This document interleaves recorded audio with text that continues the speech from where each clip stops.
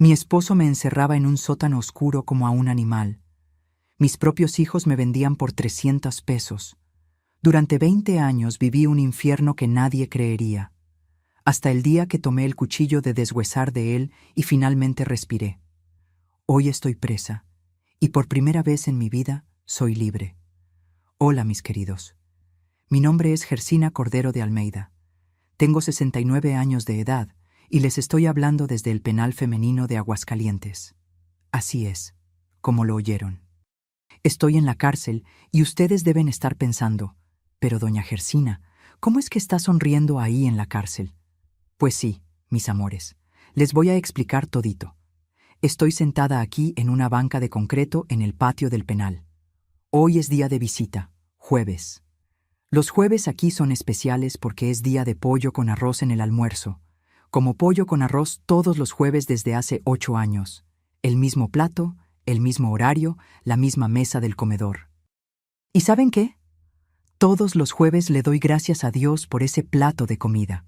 Porque allá afuera, en mi casa, a veces me quedaba 3, 4 días sin comer. No porque no hubiera comida, había, pero yo no podía tomarla. Hoy en día, mi rutina aquí dentro es simple y buena. Despierto a las 6 de la mañana cuando suena la campana. Tomo café, pan con margarina y café con leche. Después voy al taller de costura. Coso los uniformes de las otras presas, remiendo lo que se rasga. Hago dobladillos. Aprendí aquí dentro con doña Irasi, que trabaja en la administración. Mis manos siempre fueron buenas para la costura. Lo descubrí aquí.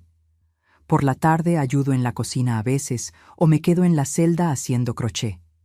Las muchachas aquí me enseñaron a hacer esos manteles de crochet bien bonitos, con florecitas en la esquina. Los hago y los vendemos en la feria del penal cuando hay.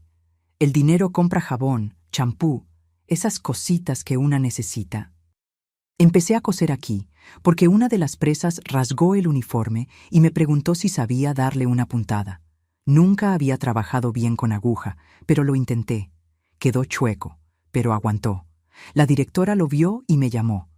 Doña Gersina, ¿quiere aprender bien? Hay un taller. Y así fue como descubrí que la costura calma mi cabeza. Cuando estoy ahí con la aguja en la mano, pasando el hilo por la tela, mi mente se queda quieta. No pienso en nada malo, solo en el hilo entrando y saliendo. Entrando y saliendo. Es casi como un rezo. Nací aquí mismo en Aguascalientes, pero bien lejos del centro. Nací en un pueblito pequeño llamado San José de Gracia. Lugar pequeño, todo mundo se conoce. De esos que cuando una estornuda en la mañana, por la tarde la ciudad entera ya está comentando. Viví allá toda la vida hasta venir acá al penal. Hoy vivo aquí en la capital, si es que se le puede llamar vivir, ¿no? Pero aquí es donde estoy y está bien. Antes de contarles toda mi historia, quiero hacerles un pedido especial. Ustedes que me están viendo ahora, háganme un favor. Dejen un like en este video. Suscríbanse al canal Memorias de las Abuelas y activen la campanita de notificaciones. Pero lo que más quiero es que me cuenten aquí en los comentarios de qué pueblito me están viendo y a qué hora del día encontraron este video de la abuela Gersina. ¿Me están viendo tempranito en la mañana, tomando café? ¿O es después del almuerzo, en esa horita de descanso? ¿O ya es de noche cuando la casa está quieta? Cuéntenme, mi bien. Leo todos los comentarios y me pone tan feliz saber de dónde son. Aún aquí dentro de estas rejas, siento que estamos conectados. Vamos a crear una cadena de cariño. ¿Está bien? Ahora les voy a contar una historia. Una historia que mucha gente no va a creer. Una historia que me trajo aquí, a esta celda con rejas, este uniforme beige, esta banca de concreto, pero también una historia que me salvó, porque hay cosas peores que la cárcel, mis queridos.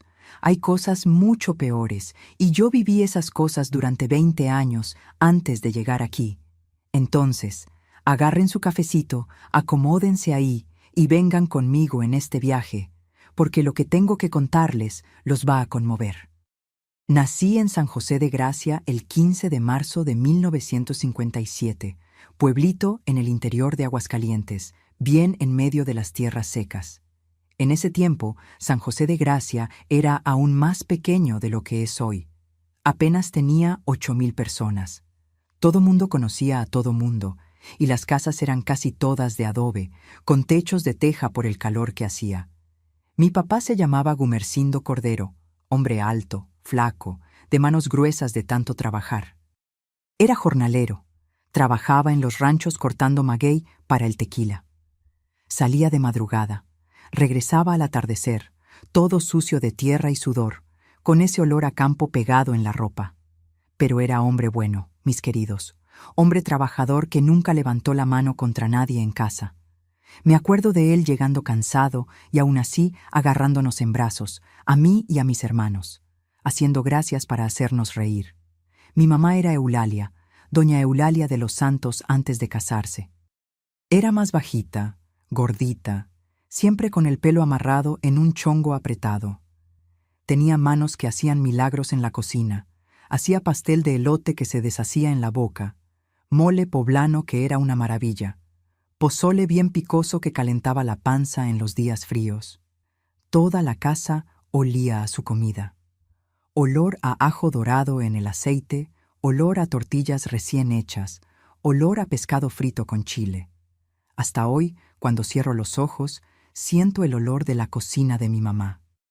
Vivíamos en una casa de adobe, en la calle Hidalgo, cerquita de la iglesia.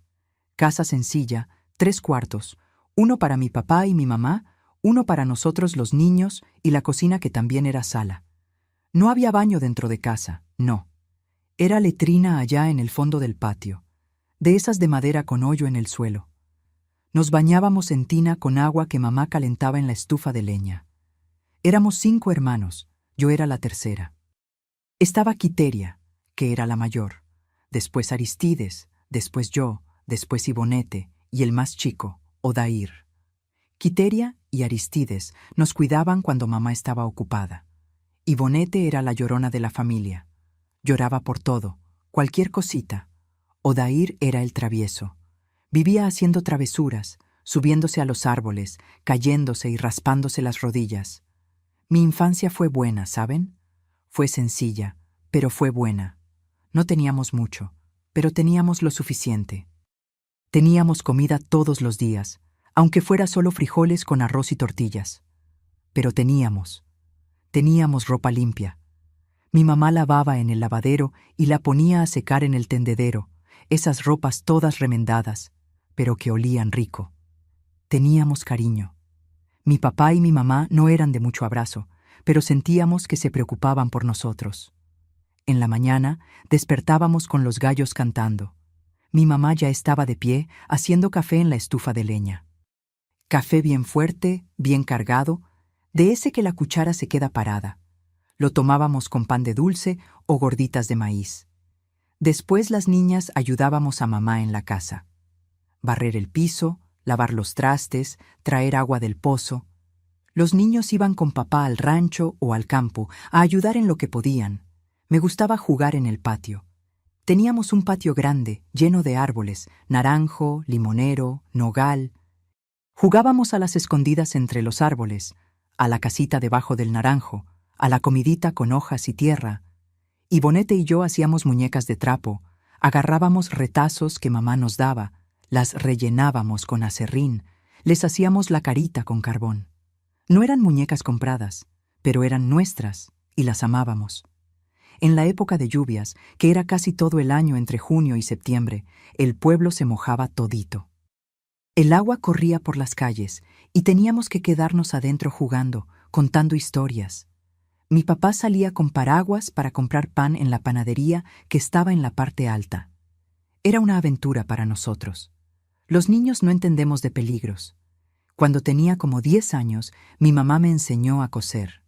No costura fina, no, costura de remiendos. Agarrar un pantalón roto y arreglarlo. Agarrar una camisa rasgada y darle puntada. Mi mamá decía, Gersina, una mujer tiene que saber hacer de todo. Nunca se sabe cuándo va a necesitar. Me sentaba a su lado con aguja e hilo, tratando de imitar cómo lo hacía ella. Me picaba el dedo, la puntada quedaba chueca, pero ella tenía paciencia. Va mejorando, mija. Todo es con el tiempo. El domingo era día especial. En la mañana íbamos a misa en la iglesia del pueblo, bien cerquita de casa. Íbamos todos arregladitos, mis hermanas y yo con vestido de flores, los niños con pantalón y camisa. La misa era en latín. No entendíamos nada, pero nos quedábamos ahí quietecitos, oyendo al padre y las campanas. Después de misa, mi mamá hacía almuerzo especial: pollo con mole, arroz rojo, frijoles refritos, a veces hasta un postre de ate con queso. Por la tarde del domingo íbamos al río. El río era nuestra playa, nuestro club. Nos metíamos al agua, nadábamos, jugábamos a hundirnos y aguantar la respiración. Los adultos se quedaban en la orilla platicando, las mujeres lavando ropa, los hombres pescando. Era día de fiesta, día de estar todos juntos.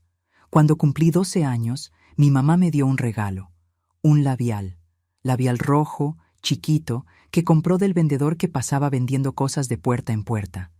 Nunca había tenido labial. Me vi en el espejito que teníamos en la pared y me lo puse con cuidado, como si fuera una joya. Mi mamá sonrió y dijo: «Ya te estás haciendo señorita, mi Gersina». No sabía en ese momento, pero esa infancia sencilla, ese patio lleno de árboles, ese río, esa casa de adobe con olor a comida de mi mamá, eso era el paraíso. Solo lo iba a entender mucho tiempo después, cuando el paraíso se convirtiera en recuerdo y la vida se volviera otra cosa. Pero mientras fui niña, fui feliz. Y eso nadie me lo quita. Esos años de infancia, de jugar con muñecas de trapo, de bañarme en el río, de comer gorditas de mi mamá. Eso fue mío, fue bueno. Fue la parte de mi vida que guardo con cariño, que me calienta el pecho cuando cierro los ojos y recuerdo. Porque después de eso, las cosas cambiaron. La vida cambió. Yo cambié. Pero ahí, en ese patio de San José de Gracia, debajo del naranjo, con mis hermanas y mis hermanos, fui niña y fui feliz. Cuando entré a la adolescencia, las cosas siguieron normales por un tiempo. Ayudaba a mi mamá en la casa, iba a la escuela. Teníamos una escuelita pública chiquita en San José de Gracia, donde aprendíamos a leer, escribir y hacer cuentas. Me gustaba estudiar. Era buena alumna. La maestra, doña Normelia, siempre decía que yo tenía cabeza para las cosas, que debía seguir, pero estudiar mucho no era para niñas pobres del pueblo. Cuando cumplí 14 años, mi papá dijo que ya era hora de que ayudara más en la casa, que con la escuela ya estaba bien. Dejé de estudiar y me quedé en casa con mi mamá, aprendiendo los quehaceres de ama de casa. Cocinar, lavar, planchar, coser.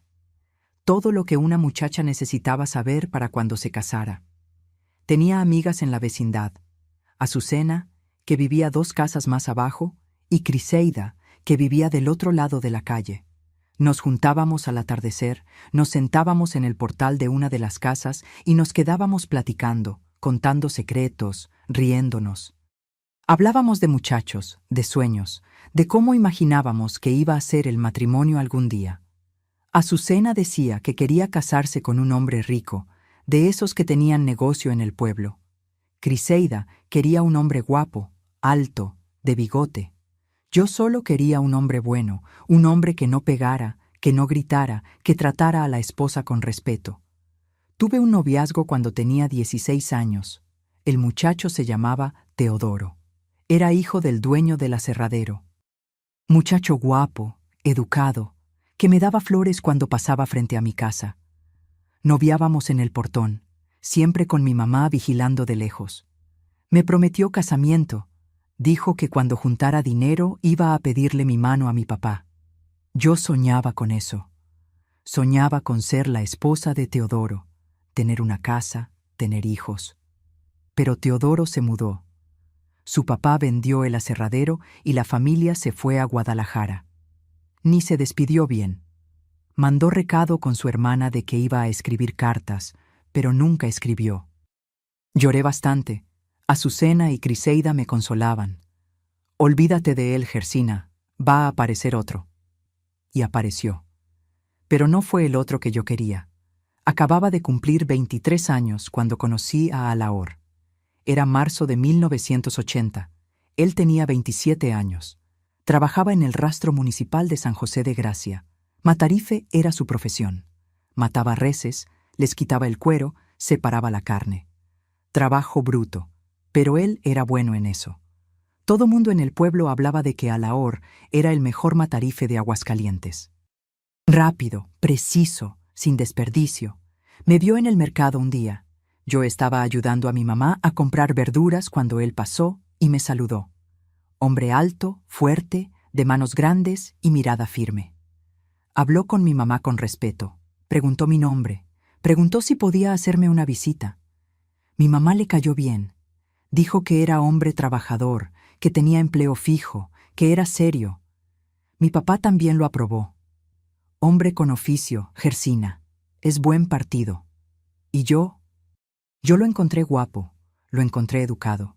Pensé que iba a ser un buen marido. Noviamos 6 meses. Él iba a casa 2 veces por semana, siempre en la noche, siempre con mi papá y mi mamá cerca. Platicábamos en el portón. Me contaba del trabajo, de los planes que tenía de juntar dinero y construir una casa. Yo le contaba de la rutina de la casa, de las comidas que sabía hacer, de los bordados que estaba aprendiendo. Pláticas de gente que se va a casar. Pidió mi mano en septiembre. Llegó a mi casa un domingo después de misa, todo arreglado con camisa y pantalón buenos. Se sentó con mi papá en la sala y dijo: «Don Gumersindo, vine a pedirle la mano de su hija en matrimonio. Trabajo, gano lo honesto y voy a cuidarla bien». Mi papá miró a mi mamá, me miró a mí y dijo: «Si Gersina quiere, yo acepto». Yo quise. Claro que quise. Tenía 23 años, veía a mis amigas casándose, quería tener mi propia casa, mis propios hijos, y Alahor parecía un buen hombre. Nunca me había faltado al respeto, nunca me había tratado mal. ¿Cómo iba a saber de lo que era capaz? Nos casamos en noviembre de 1980. Boda sencilla en la iglesia del pueblo, la misma que frecuentaba desde niña.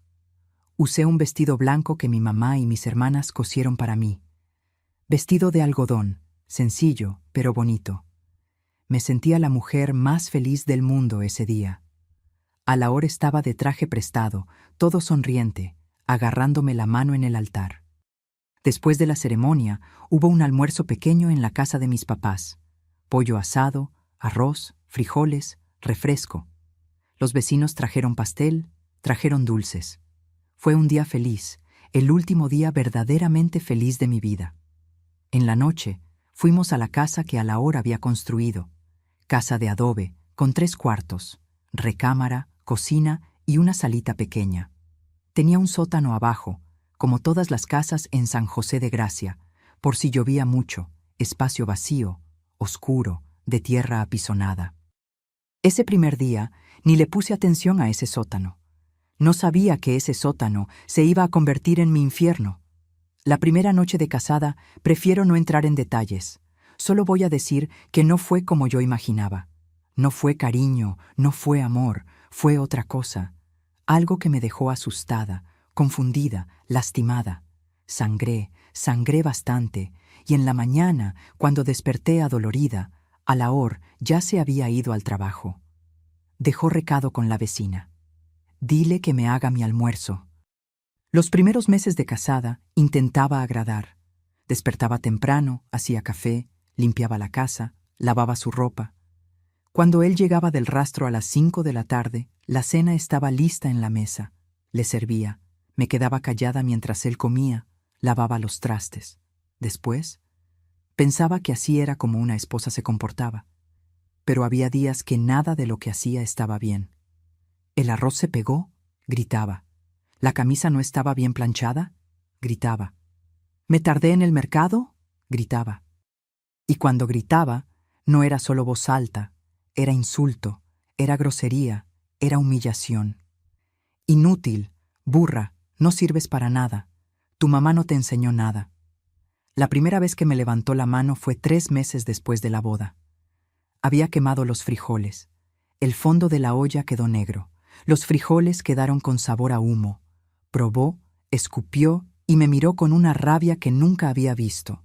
Se levantó de la silla, vino hacia mí y me dio una cachetada tan fuerte que caí al suelo. Me quedé ahí en el piso de la cocina con la cara ardiendo, sin entender. Él se quedó parado mirándome y dijo: «Levántate y haz otros frijoles ahora». Después se fue al cuarto, como si nada hubiera pasado. Me levanté, hice otros frijoles y lloré bajito mientras movía la olla. Eso fue solo el principio. Después de ese día, cualquier cosa se volvía motivo para pegar. Y él sabía pegar donde no se viera. En la panza, en la espalda, en el muslo, lugares que la ropa tapaba. Nadie veía, nadie sabía.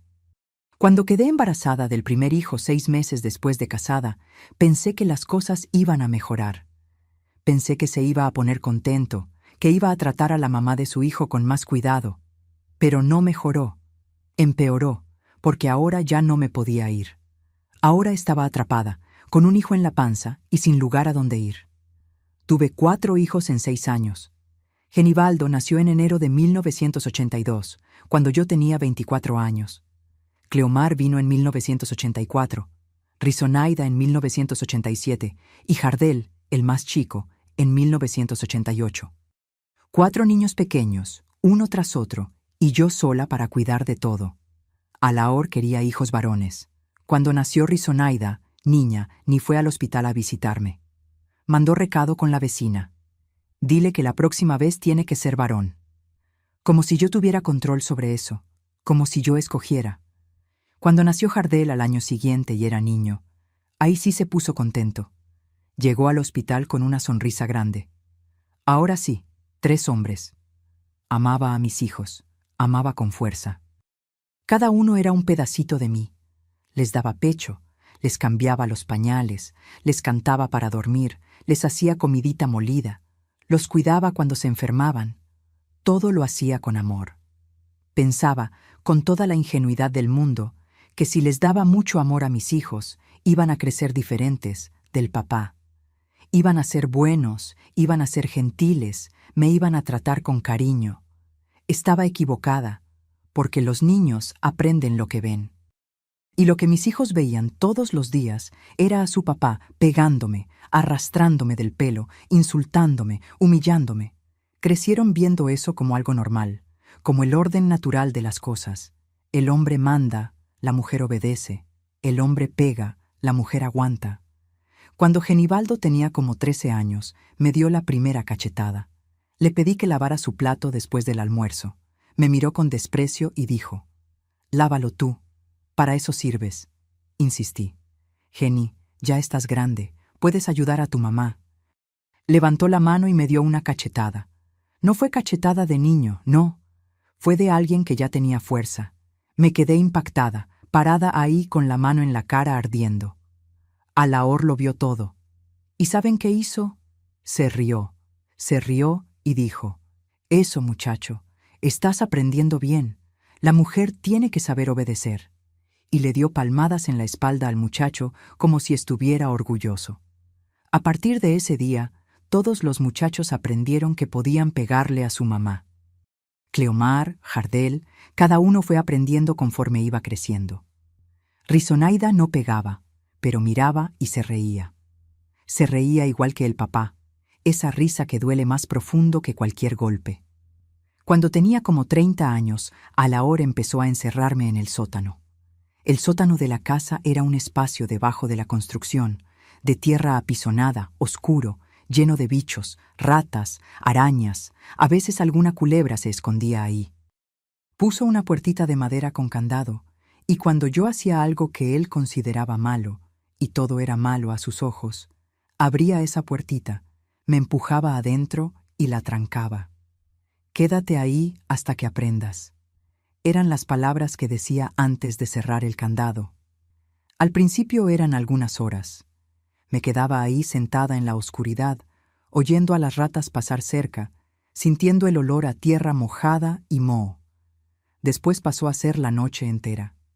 Dormía en el suelo, en la tierra, sin cobija, sin nada.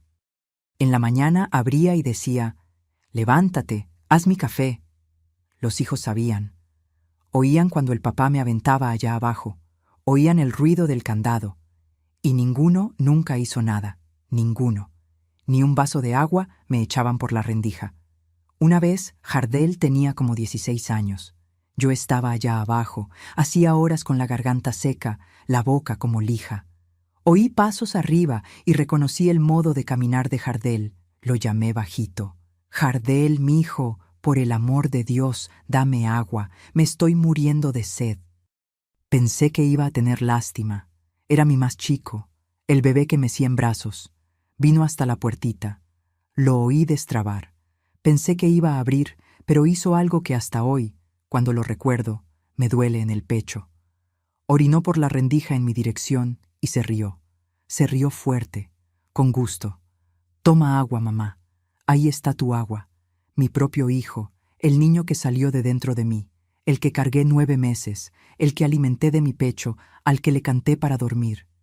Ese niño me hizo eso. Pero lo peor todavía estaba por venir. Porque cuando tenía como 35 años, Alaor empezó a hacer otra cosa que ni tengo valor de decir el nombre bien. Empezó a vender la llave del candado del sótano. Había noches que tomaba con los amigos en el portal, hombres del rastro, del aserradero, de la calle, gente bruta. Y después que tomaban bastante, Alaor bajaba hasta el sótano donde yo estaba encerrada. Pero no era para soltarme, no. Era para decir: quédate callada, hay visita. El primer hombre que bajó a ese sótano, nunca lo había visto en mi vida. Grande, apestando a mezcal y cigarro. Alaor se quedó en la escalera de espaldas, fumando. Y ese hombre hizo lo que quiso. Hizo cosas que me dejaron rota por dentro, cosas que una persona no le hace a otra si tiene un poquito de humanidad.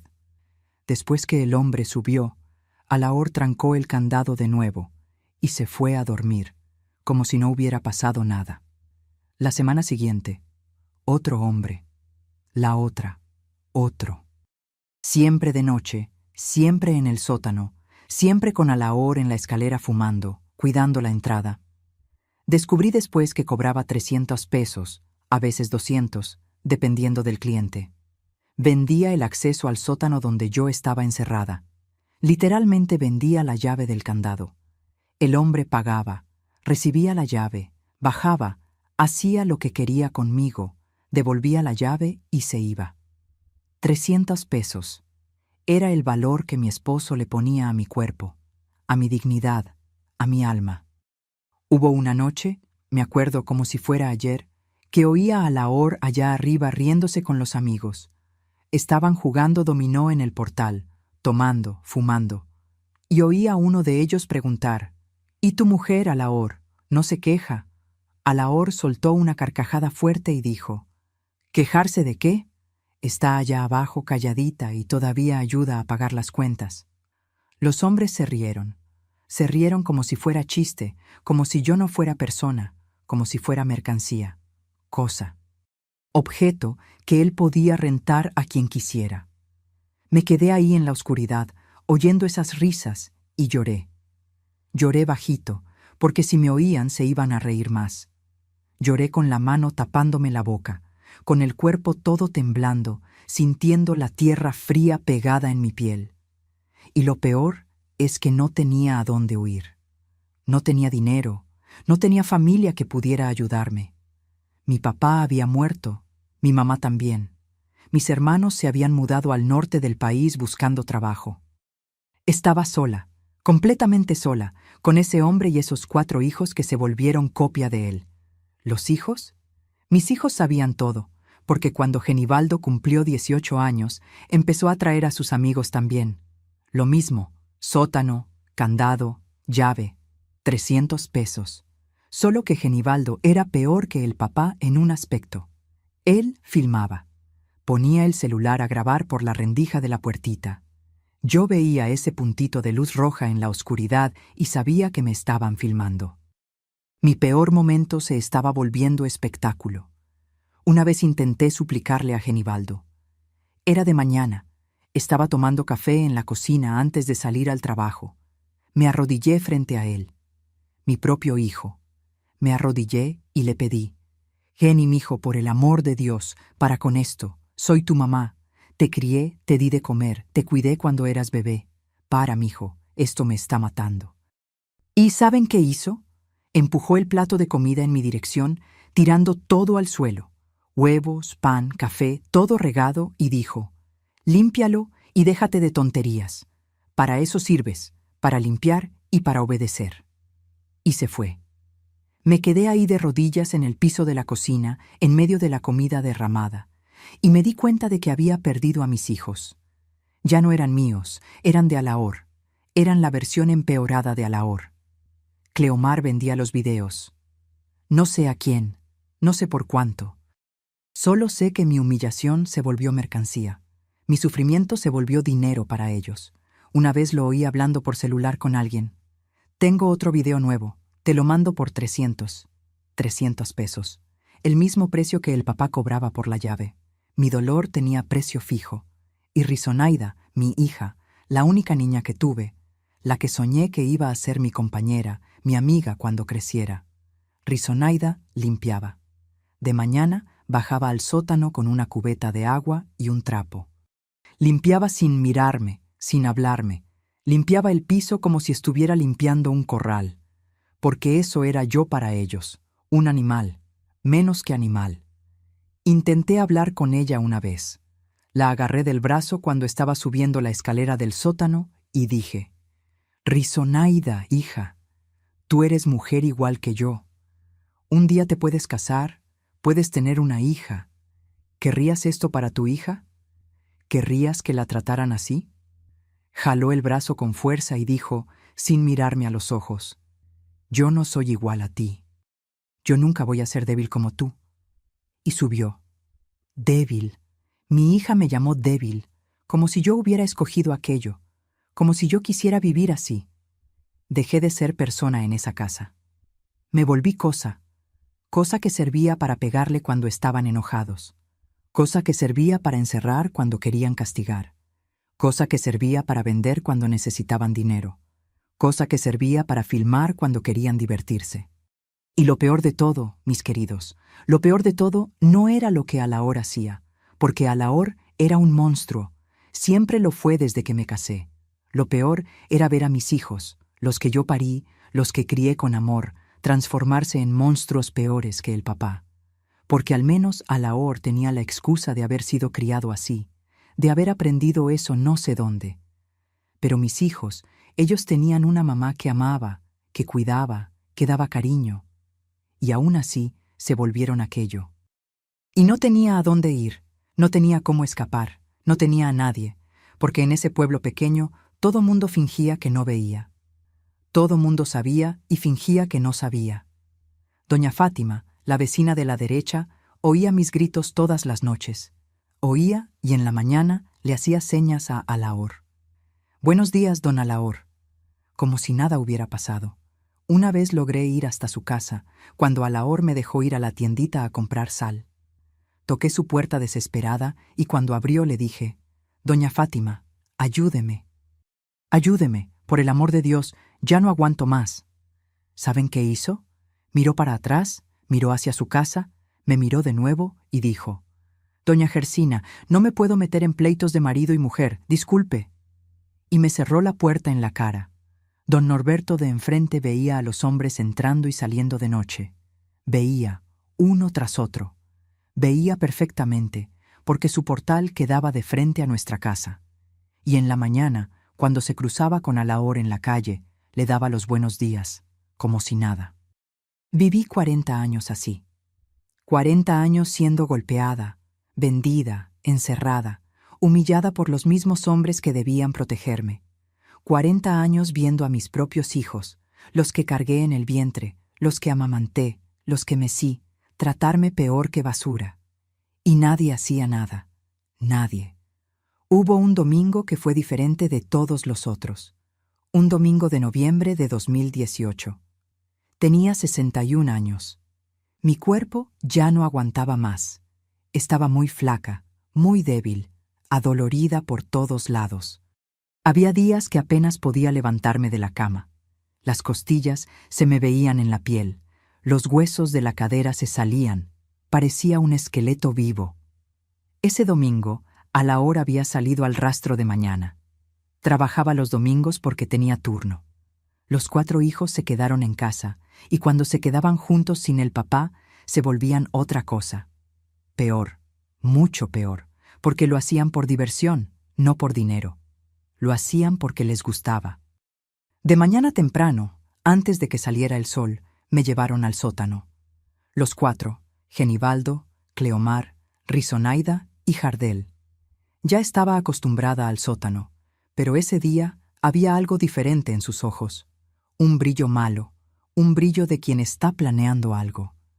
Cuando me empujaron por la puertita, caí de cara en la tierra. Sentí el sabor a tierra en la boca. Sentí el dolor en la rodilla que pegó en una piedra, y antes de que pudiera levantarme, los oí trancando el candado. ¡Clic! Ese sonido que conocía tan bien, el sonido de mi prisión. «Hoy va a ser diferente, mamá», dijo Genibaldo desde arriba, la voz llena de maldad. «Hoy nos vamos a divertir de verdad». Empezaron a inventar cosas, competencias, apuestas. Oí las voces allá arriba planeando. «Apuesto 50 pesos que no aguanta. Apuesto 100 que llora en 2 minutos». Se reían. Esa risa que me hacía temblar más que el frío, más que el miedo. Lo que pasó en ese sótano ese domingo no lo voy a describir en detalle. No porque no pueda, sino porque no debo. Algunas cosas son demasiado pesadas hasta para compartir. Pero voy a decir lo siguiente. Bajaron los 4 juntos e hicieron cosas que nunca imaginé que seres humanos fueran capaces de hacerle a su propia mamá. Trajeron cosas del patio, de la calle, de la basura, cosas que no fueron hechas para eso, y las usaban en mí mientras filmaban, mientras se reían, mientras apostaban. Jardel era el peor. Tenía un brillo en el ojo cuando lo hacía. Un brillo que había visto antes en los ojos de Alaor cuando mataba a reses en el rastro. El gusto de causar dolor, el placer en la crueldad. En determinado momento, ya ni podía gritar. Mi voz se había ido de tanto gritar antes. Solo jadeaba, tratando de respirar, sintiendo mi cuerpo todo en llamas de dolor. ¿Y saben qué hizo Rizonaida? Mi hija, ella se reía. Se reía fuerte, aplaudiendo, animando a los hermanos. «Eso, hazlo otra vez, apuesto que se desmaya». Cuando finalmente pararon y subieron, me quedé ahí acostada en la tierra, sangrando, sintiendo mi cuerpo todo roto. No sé cuánto tiempo pasó. Podía ser 1 hora, podían ser 3. El tiempo ya no existía ahí abajo. Recé para morirme. Recé de verdad. «Dios, llévame. Por el amor que me tienes, llévame ahora. No me dejes amanecer otro día. Ya no aguanto más. Ya no aguanto ni 1 minuto. Ya no aguanto ni 1 noche». Pero Dios no me llevó. Seguí ahí respirando, sufriendo, sintiendo cada dolor, cada golpe, cada humillación grabada en mi cuerpo y en mi alma. Oía la vida normal allá arriba. Oía sus pasos caminando por la casa. Oí la tele prendida, algún programa de domingo de esos de estudio con público riéndose. Oí la olla golpeando en la cocina. Rizonaida estaba haciendo almuerzo como si nada hubiera pasado, como si su mamá no hubiera sido destrozada en el sótano media hora antes. El olor de comida bajaba por la rendija. Olor a arroz, a frijoles, a carne frita. Mi estómago gruñó. No comía desde el viernes. Alaor me había puesto de castigo porque la sopa había quedado muy aguada. Cuando oscureció, oí el ruido de la camioneta de Alaor llegando. Oí la puerta cerrándose. Lo oí saludando a los hijos. «¿Y muchachos? ¿Cómo estuvo el día?» «Tranquilo, papá», respondió Genibaldo. «Nos divertimos aquí». «¿Y tu mamá? ¿Dónde está?» «Está en el sótano. La metimos en la mañana. Estaba haciendo berrinches». Alaor se rió. Esa risa gruesa de él. ¿Qué anduvo haciendo la vieja esta vez? Vieja. Tenía 61 años y para ellos yo era la vieja que servía para pegar, para usar, para encerrar. La vieja que no servía para nada más. Cerré los ojos ahí en la tierra del sótano. Y fue en ese momento, acostada en ese piso frío, sangrando, adolorida, que tuve un tipo de claridad que nunca había tenido antes. No fue coraje. Coraje sentía todos los días y se pasaba. Fue otra cosa. Fue una certeza. Fría, clara, definitiva. Como cuando despiertas en la mañana y sabes que el sol salió sin necesidad de ver por la ventana. No más sabes. Supe, con la misma certeza que sé mi nombre, que si no hacía algo me iba a morir en ese sótano. No de enfermedad, no de vieja. Me iba a morir en uno de esos domingos. Iban a apretar demasiado, pegar demasiado, hacer demasiado. Y me iba a acabar ahí en la oscuridad, en la tierra, igual que un animal. Y ellos iban a enterrar mi cuerpo en algún rincón del patio y decir que me había escapado. Y nadie iba a buscar, nadie iba a preguntar, porque a nadie le importaba. Y decidí que no, que el próximo domingo iba a ser diferente, que el próximo domingo iba a ser el último, pero no mi último, el último de ellos. Empecé a planear ahí mismo, acostada en esa tierra, con el cuerpo roto y el corazón latiendo despacio. El cuchillo de deshuesar que a la hora afilaba todos los domingos. Ese ruido que oía desde hacía 20 años, ese cuchillo que usaba en el rastro para cortar reses, ese cuchillo del que tenía orgullo, que guardaba en el cajón de la cocina como si fuera un tesoro. Siempre contaba en la mesa de la cena cómo mataba las reses. Contaba con orgullo, como quien presume. Los hijos oían fascinados. Yo oía con asco. Hoy tumbé una res de 600 kilos con un solo corte. Aquí, mira. Y se señalaba el cuello, justo en medio, donde está ese hoyito. Si le pegas aquí, en el lugar correcto, se acabó. 3 minutos y el animal está seco. Rápido, sin sufrimiento. Profesional. 3 minutos. Guardé esa información. Guardé el lugar exacto que señalaba. Guardé la manera en que hacía el movimiento con la mano, mostrando cómo era el corte. Guardé todo. El lunes en la mañana, cuando abrió el candado y me mandó salir del sótano para hacer café, subí despacio. Apenas podía caminar. Una pierna se arrastraba. El brazo izquierdo no se levantaba bien. El cuerpo todo adolorido, marcado, roto, pero la cabeza estaba clara. Estaba decidida. Estaba en paz. Tenía una semana. De domingo a domingo. 7 días para planear todo bien, porque solo iba a tener una oportunidad. Si me equivocaba, me moría. Si él sospechaba, me moría. Si los hijos se daban cuenta, me moría. Tenía que hacer todo perfecto, como él mataba las reses. Profesional. Durante esa semana hice todo normal, todo exactamente como siempre lo hacía. Despertaba a las 5 de la mañana, hacía café, le servía a Alaor, limpiaba la casa, lavaba ropa, cocinaba, recibía golpes cuando algo no estaba como ellos querían. Normal, como siempre, como en los últimos 40 años.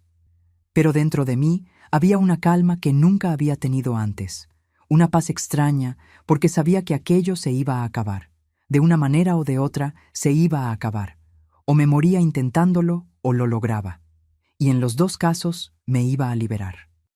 En los dos casos el sufrimiento se iba a terminar. El martes, Alaor me pegó porque el arroz tenía mucha sal. Me dio 3 golpes en la espalda. Caí al suelo, me levanté, terminé de hacer la cena, se la serví y mientras él comía, lo miraba y pensaba, disfrútalo, te faltan 5 días.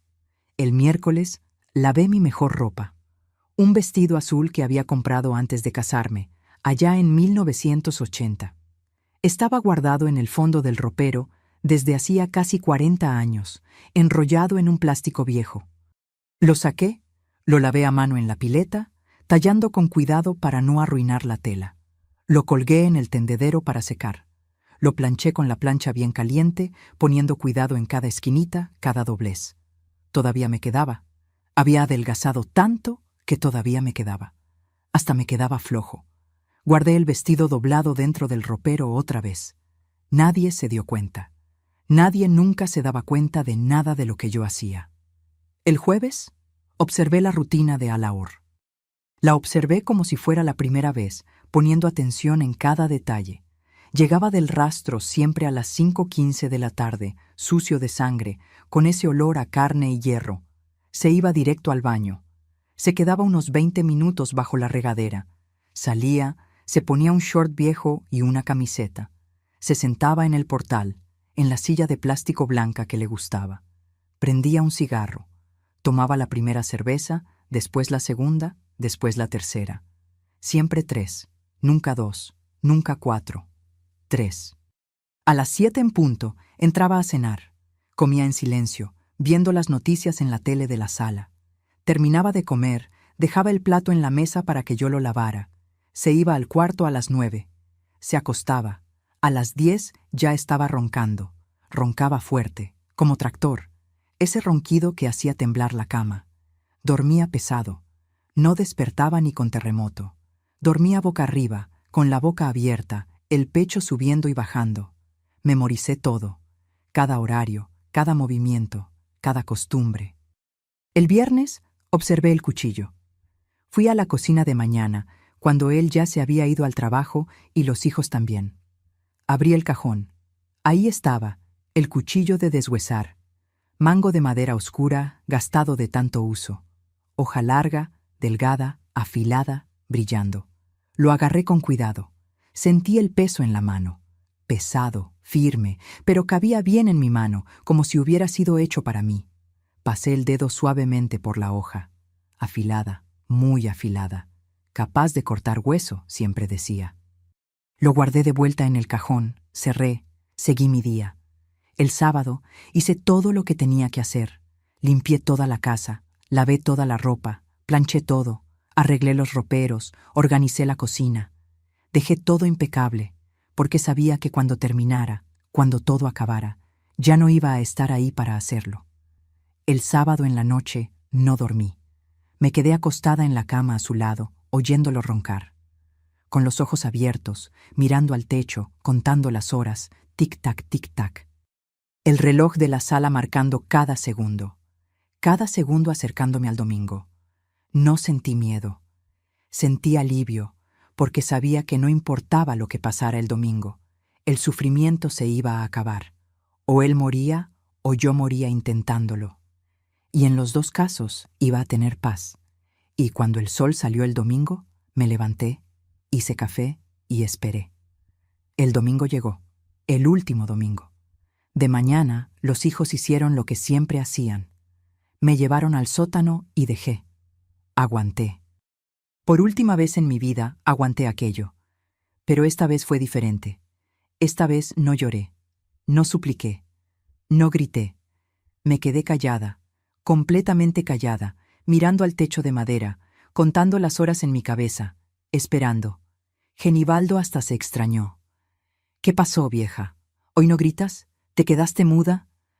No respondí, solo lo miré. Lo miré bien a los ojos y creo que vio algo diferente ahí, porque desvió la mirada rápido, como si hubiera visto algo que lo asustó, y subió rápido, sin decir nada más. Cuando trancaron el candado y subieron, me quedé ahí acostada, respirando despacio, esperando que pasara el tiempo. Cada minuto parecía una hora, cada hora parecía un día. Oí cuando salieron para irse al bar del pueblo.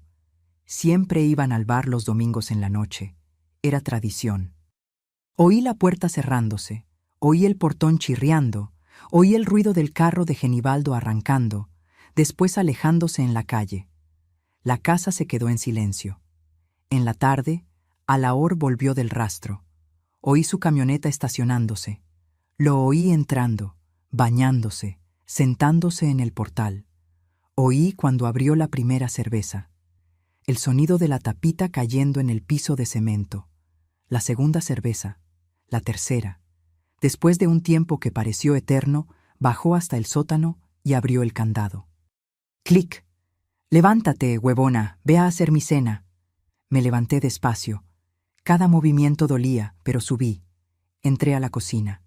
Él se fue al cuarto a cambiarse de ropa, a ponerse el short viejo, la camiseta, la ropa de domingo en la noche. Hice la cena. Arroz, frijoles, carne que había traído del rastro. Corté la carne en pedacitos como a él le gustaba. La sazoné con ajo, cebolla, sal. La hice con calma, con cuidado, porque sabía que era la última cena que le iba a hacer. Puse todo en la mesa. Él se sentó, comió, masticaba con la boca abierta, haciendo ruido, viendo las noticias. Ni me miró, nunca me miraba. Cuando terminó, se limpió la boca con el revés de la mano y dijo: «Hoy está bueno, Gersina, está sabroso». Fue la primera vez en meses, tal vez años, que elogiaba mi comida. La ironía de eso casi me hizo reír. La última cena que le iba a hacer y la encontró sabrosa. Se levantó de la mesa y se fue al cuarto. «Lava los trastes y vente a dormir», dijo, como decía todos los días. Me quedé en la cocina, mirando su plato sucio, el vaso, los cubiertos. Empecé a lavar cada plato, cada cubierto, cada olla.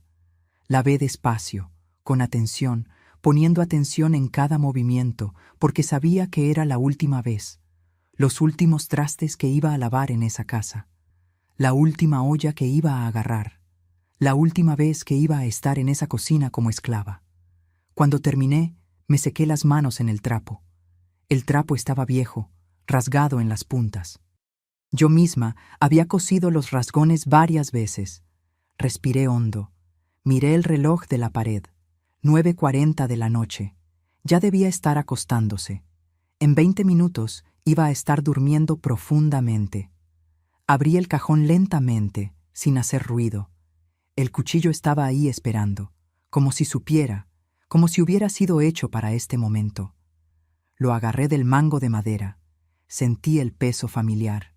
La hoja brillando bajo la luz débil del foco de la cocina, esa hoja que él afilaba todos los domingos. Ese ruido que había sido la banda sonora de mi infierno durante 20 años. Lo agarré firme y esperé 10 minutos más, mirando el reloj, viendo las manecillas moverse despacio, despacio, hasta dar las 10. Entonces fui al cuarto. Él estaba ahí acostado boca arriba, como siempre, la boca abierta, roncando. Ese ronquido fuerte, grotesco, las manos cruzadas sobre la panza, las mismas manos que me pegaron durante 40 años, las mismas manos que me encerraron en el sótano, las mismas manos que dieron la llave de ese sótano a otros hombres. Me quedé en la puerta mirándolo, solo mirándolo. ¿Por cuánto tiempo? No sé. Podía ser 1 minuto, podían ser 10. Miré sus manos, grandes, gruesas, sucias de trabajo, callosas.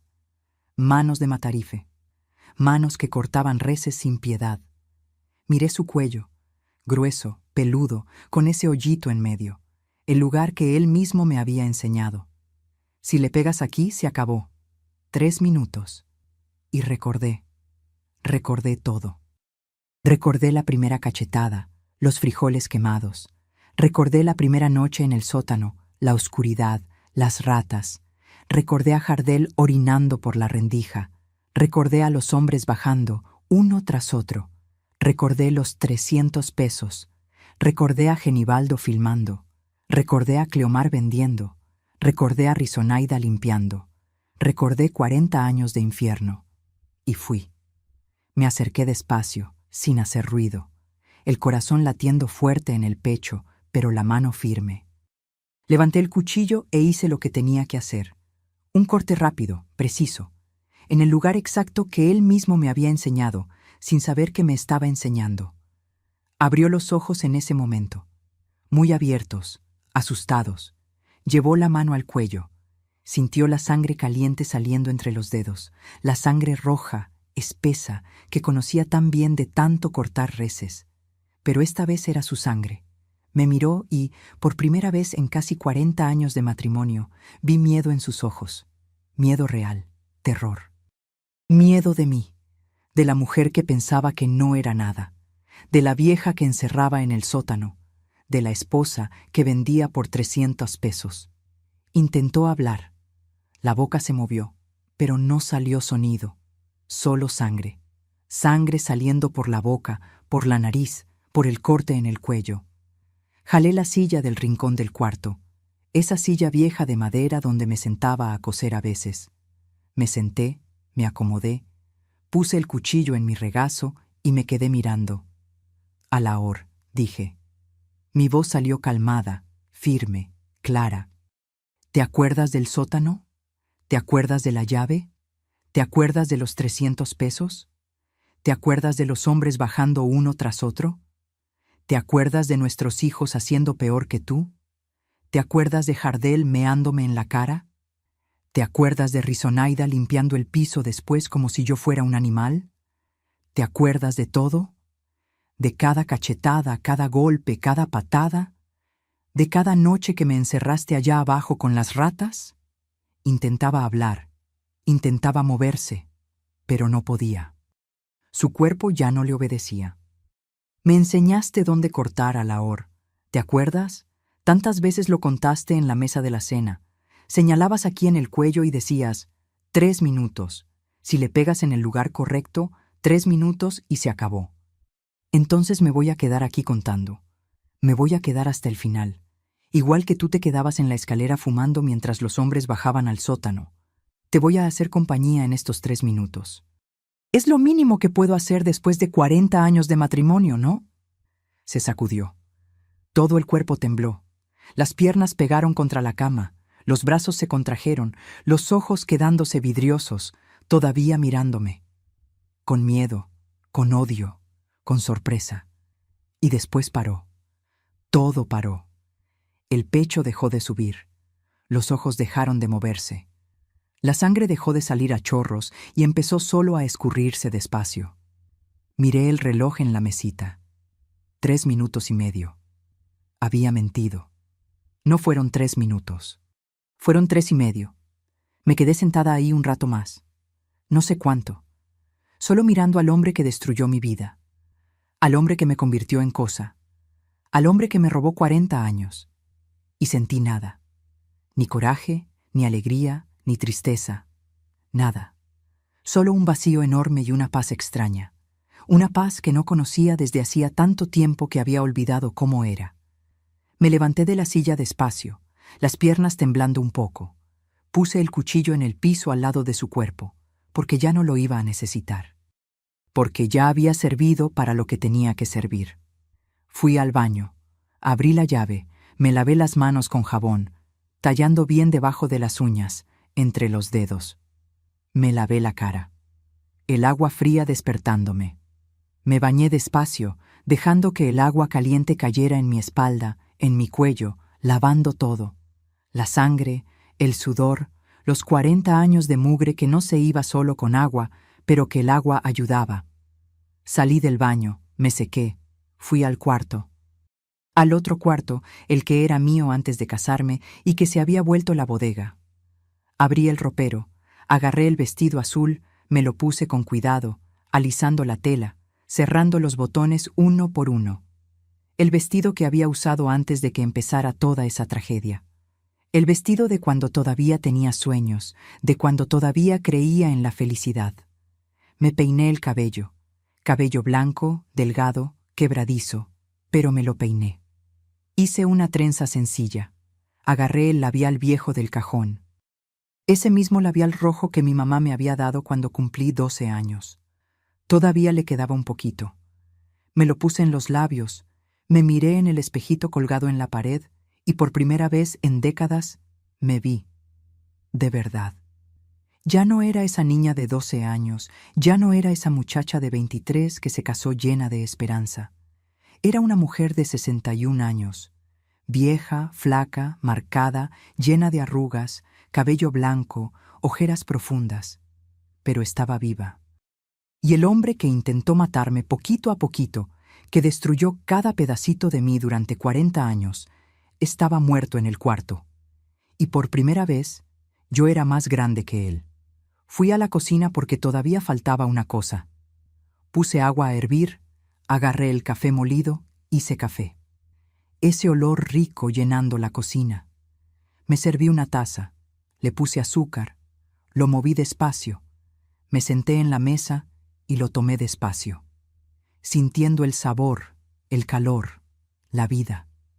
Tomé una taza, después otra. Sentada ahí en la mesa de la cocina, oyendo el silencio de la casa.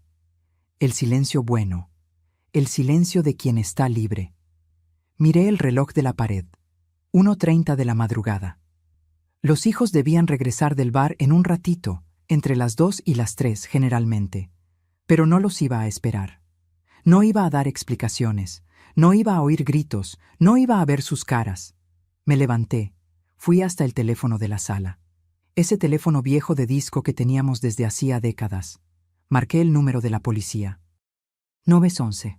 Sonó 3 veces. Una voz de mujer contestó. Policía municipal, buenas noches. Respiré hondo y hablé con la voz más calmada del mundo. Buenas noches, mi nombre es Gersina Cordero de Almeida. Maté a mi esposo. La dirección es calle Hidalgo número 47, San José de Gracia. Estoy en la cocina tomando café. La puerta de la casa está abierta. Pueden venir. Silencio del otro lado. Unos segundos. Después la muchacha preguntó, con voz medio asustada, medio confusa. ¿Está usted bien, señora? ¿Está lastimada? ¿Necesita ambulancia? Pensé antes de responder. Pensé en todo. En 40 años, en el sótano, en las llaves, en los 300 pesos, en los hijos, en el dolor, en el sufrimiento, en todo. Y dije la verdad. Estoy, por primera vez en 40 años, estoy bien. No necesito ambulancia, solo necesitan venir a buscarme. La policía llegó en 25 minutos. 2 patrullas. 4 policías entraron con el arma en la mano, despacio, tensos, pensando que iban a encontrar una escena de guerra, de locura, de desesperación. Me encontraron en la cocina, sentada, con vestido azul, tomando la tercera taza de café. Calmada, serena. A la hora estaba en el cuarto, en el charco de sangre que ya había dejado de crecer, que ya estaba empezando a secarse y ponerse oscura en las orillas. El cuchillo en el piso a su lado. El policía más joven, un muchacho de unos 25 años, entró a la cocina. Me vio, miró al cuarto, me volvió a mirar. Confundido, sin entender. ¿Usted fue quien llamó? Fui. ¿Usted hizo aquello? Fui. No sabía qué decir. Miró a su compañero, más grande. El policía más grande se acercó a mí y preguntó con voz más firme. ¿Quiere llamar a un abogado, señora? Miré la taza de café. Todavía le quedaba un traguito. Lo tomé. Después miré al policía y dije, quiero más café, pero pueden llevarme, estoy lista. Me llevaron, me pusieron esposas. Esas esposas de metal frío, pesadas, apretadas en las muñecas, pero ¿saben qué? Esas esposas pesaban menos que el candado del sótano, mucho menos. Cuando salí de la casa, los policías agarrándome de los brazos, miré para atrás una última vez. Miré la puerta del sótano.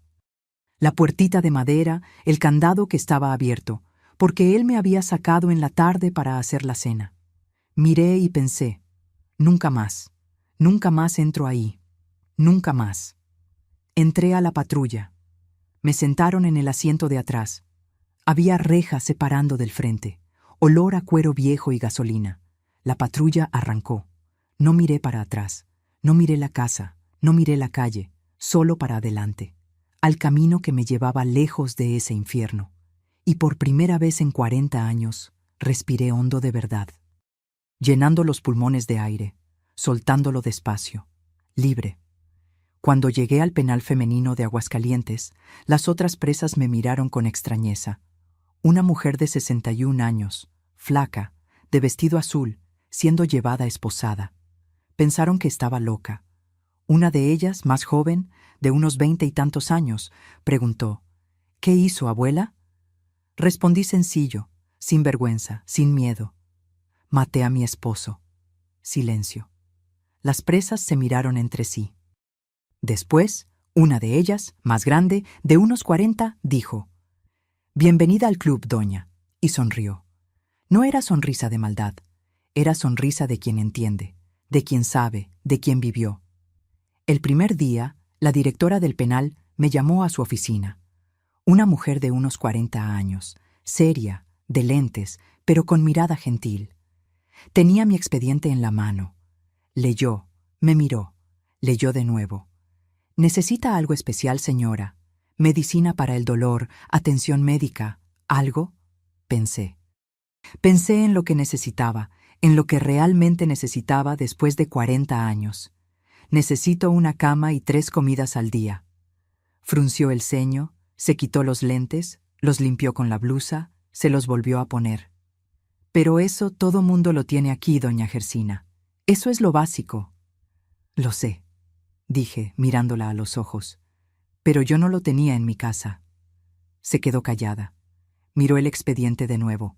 Leyó algo ahí, alguna anotación que el Ministerio Público había hecho. Sus ojos se llenaron de lágrimas. Parpadeó rápido, me miró de nuevo y dijo con voz firme, cargada de emoción: «Aquí dentro va a tener cama, comida y respeto. Eso se lo garantizo personalmente».